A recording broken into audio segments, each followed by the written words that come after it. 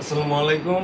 আমি ID56, আমার group হলো A6 এবং আমাদের এইবারের প্রজেক্টটা ছিল যে কনভেয়ার বেল্টের স্যাগিং এবং ভাইব্রেশন ডিটেকশন। এই ভাইব্রেশন আর দেখা গেছে স্যাগিং করতেছে নাকি এই ডাটাটা আমরা দেখা গেছে ওয়েবসাইটে আপলোড করা হইতেছে আর কি। ওকে, তো এখানে আমার ফার্স্টে যদি আমি সেন্সরগুলো নিয়ে একটু কথা বলি।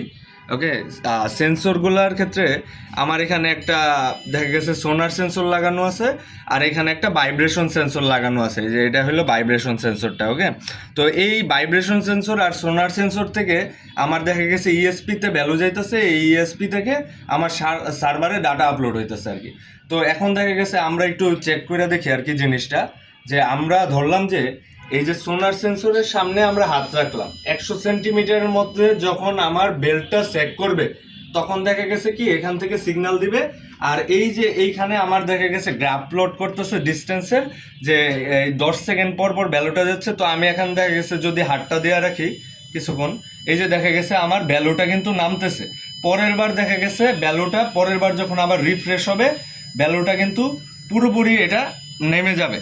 ওকে, এই যে দেখা গেছে এখানে পুরোপুরি কিন্তু ভ্যালুটা নেমে যেতেছে।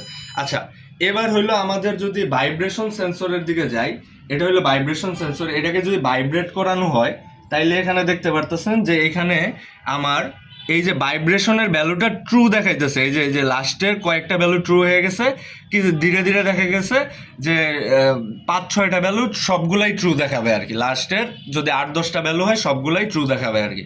এখানে একটু স্লাইড ডিলে আছে, এখানে যে 5-6 সেকেন্ড পরে এখান থেকে ডাটাটা এখানে চলে যায় আর কি। তো এই জন্য দেখা গেছে এটা একটু ডিলে হয় আর কি। ওকে, তো এইটাই আর কি মূলত আমাদের প্রজেক্টটা ছিল। ওকে, কি কি হার্ডওয়্যার ইউজ করছো? আচ্ছা, আমাদের হার্ডওয়্যার মেইনলি ইউজ করা হয়েছে আরডুইনো উনো, আর হইলো আমার দেখা গেছে সোনার সেন্সর, আর হইলো ভাইব্রেশন সেন্সর, আর হইলো ESP32 আর বাজার। এইগুলা আমরা মেইনলি ইউজ করছি আর কি এখানে। আচ্ছা,